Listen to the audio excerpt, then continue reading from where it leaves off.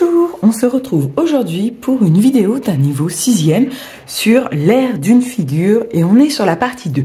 J'ai déjà fait la partie 1 qui était l'aire des figures usuelles, c'est-à-dire les figures que l'on utilise tout le temps finalement. Donc on a le carré, le rectangle, d'ailleurs je vais peut-être les noter ici. Donc oui, on a donc l'aire d'un carré qu'il faut connaître, l'aire d'un rectangle, on a l'aire des triangles et enfin on a, mince j'ai marqué R, les cercles. Voilà, ça ce sont les figures de base qu'il faut connaître. Donc il faut connaître les formules de ces 4 figures parce que en réalité pour calculer l'aire d'une figure plus compliqué, c'est-à-dire qui n'est pas un carré, qui n'est pas un rectangle, qui n'est pas un triangle, qui n'est pas un cercle, finalement, comme les 2 figures que je vous propose ici, eh bien en fait, il faut retrouver ces formes-là.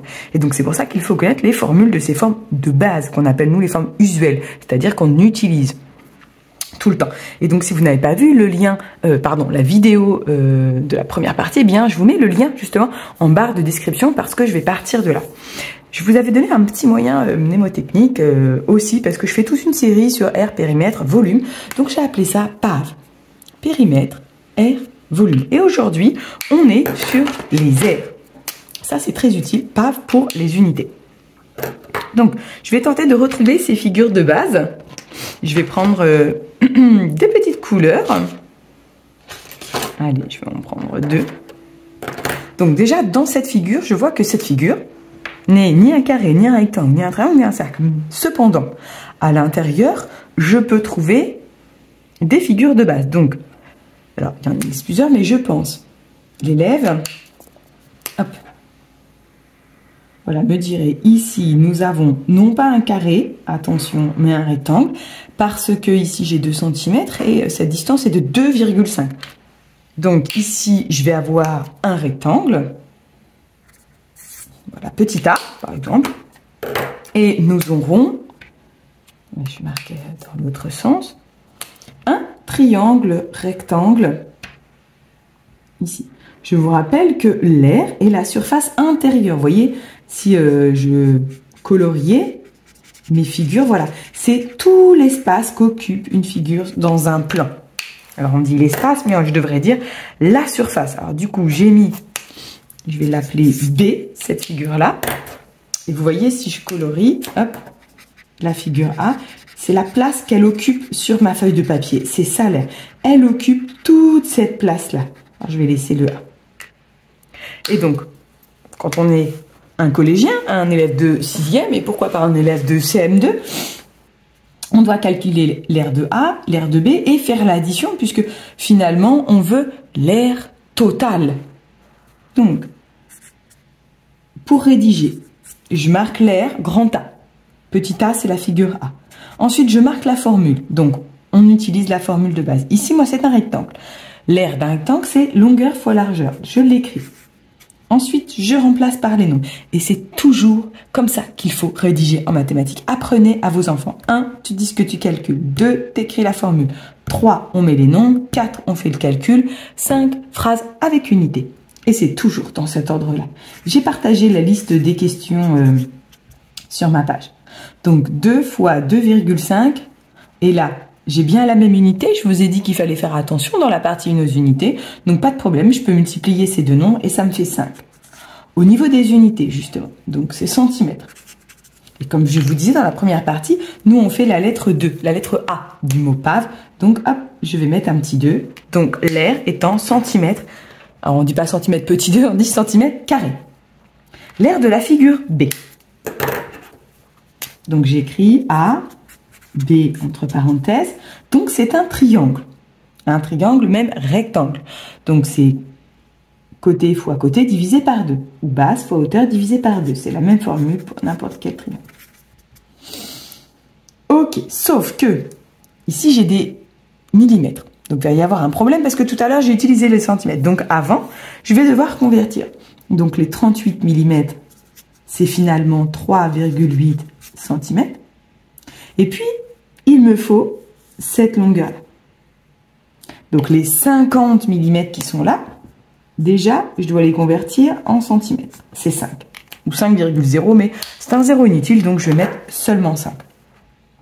J'ai un problème parce que je n'ai pas cette longueur-là. Donc il faut analyser la figure. Vous voyez là, la base du rectangle, je ne l'ai déjà pas, qui est ici. Ça, c'est la base. Sauf que si j'analyse, ici, de là à là, j'ai 2 cm.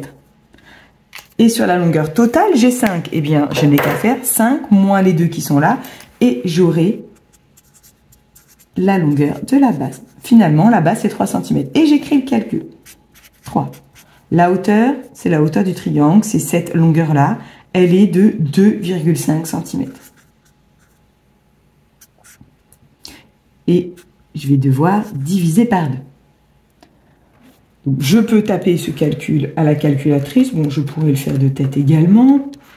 3,75. Et au niveau des unités, c'est centimètres. Toujours carré. Je vais mettre en... parce que je fais toujours l'air. Voilà. Et ensuite, je vais à la ligne et je veux calculer l'air total. Et donc, j'écris total entre parenthèses. La formule, c'est l'air de la figure A plus l'air de la figure B. Maintenant, je mets les nombres. 5 plus 3,75, ce qui me donne donc 8,75 cm. Et je vais toujours mettre mon petit 2 en vert pour dire, hop, je fais ici le A. Voilà. Voilà comment on calcule l'air d'une figure complexe. Nous, on appelle ça en mathématiques. Complexe ne veut pas dire compliqué. Attention, c'est juste ce n'est pas une figure de base. Passons à l'exemple numéro 2. Donc ici, pareil, ce n'est ni un carré, ni un rectangle, ni un triangle, ni un cercle. Ce n'est pas un cercle complet. Attention. Cependant, on voit quand même que c'est une partie d'un cercle. Donc ce qu'il faut chercher, je vous l'accorde, mon cercle n'est pas très bien fait, je l'ai fait à main levée. Ce qu'il faut chercher ici, c'est combien du cercle, c'est quelle partie, quelle fraction, je devrais dire, du cercle. Donc là, si on ne compte pas cette partie-là, parce que finalement, l'air de ma figure, c'est tout cet espace-là. Vous voyez, c'est la place qu'elle occupe sur ma feuille. C'est ça l'air. La place, en histoire-géographie, on appellerait ça la surface, par exemple. Eh bien, nous, en mathématiques, on appelle ça l'air. Et attention, ce n'est pas l'air que l'on respire d'SVT, AIR. Nous, c'est une air. Donc, AIRE. Voilà, une air, la surface. Et donc, on s'aperçoit finalement que c'est 3/4 d'un cercle. Donc ça, c'est la première possibilité pour les calculs. Ou alors, un autre enfant pourrait dire, mais Gwendoline, c'est un cercle entier, moins 1/4 de cercle. Oui, évidemment. Donc, il y a plusieurs façons de le faire. Mais dans tous les cas, je vais avoir besoin de l'air total. Donc, je vais calculer R d'un cercle. Vous voyez, parmi les figures usuelles, je cherche laquelle est utilisée pour construire ma figure. Ici, c'est un cercle total. Donc, j'écris ce que je calcule, je mets la formule, pi fois rayon au carré. Alors là, je n'ai plus assez de place, je vais aller à la ligne et j'aligne mes égales. Normalement, il faudrait marquer sur chaque ligne R cercle. Apprenez vraiment à vos enfants à rédiger. Plus ils feront des efforts sur la rédaction, plus les professeurs sauront apprécier déjà ces efforts et apprécieront de corriger la copie de votre enfant. Il faut que l'enfant parle le langage mathématique. Je sais que c'est vraiment très compliqué, mais ça s'apprend. C'est comme en anglais, pour que le professeur comprenne, il faut parler anglais. Si on parle espagnol en cours d'anglais, ça va être compliqué, ou allemand, par exemple. Alors, donc pi, ça restera pi, fois. Le rayon, il faut que je le trouve. Donc le rayon, c'est la distance entre le centre et un point du cercle. Exactement comme les rayons du vélo. Si votre enfant a du mal à faire la différence entre diamètre et rayon, on prend les rayons du vélo. Un cercle est un rayon. Une roue de vélo, pardon. Donc cette longueur-là, sur ma figure, c'est marqué ici, c'est 10. Bon, bah le rayon, c'est 10. Voilà. Donc je vais... ici, la valeur exacte, c'est donc 100 pi.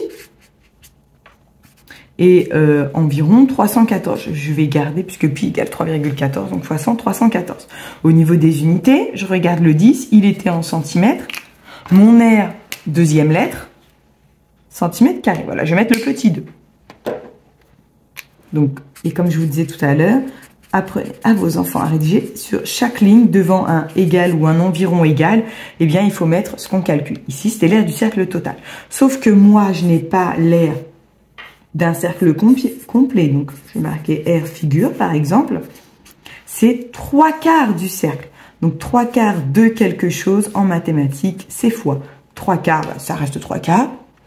Le 2, c'est la multiplication. Et voilà.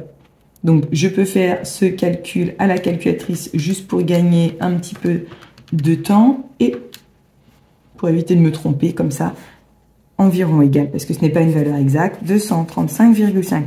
Au niveau des unités, c'est toujours la même unité, centimètre, et mon petit 2 parce que je prends la deuxième lettre. Et voilà comment calculer l'aire d'une figure qui n'est pas usuelle.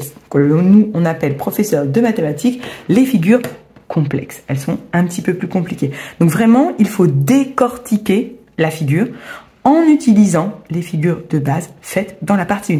Mais là, les formules, il faut vraiment les connaître par cœur. Et voilà, cette vidéo est maintenant terminée. J'espère qu'elle vous a bien aidé une fois plus. Et moi, je vous retrouve soit sur ma page Facebook, soit sur ma chaîne dans une prochaine vidéo. Bye bye!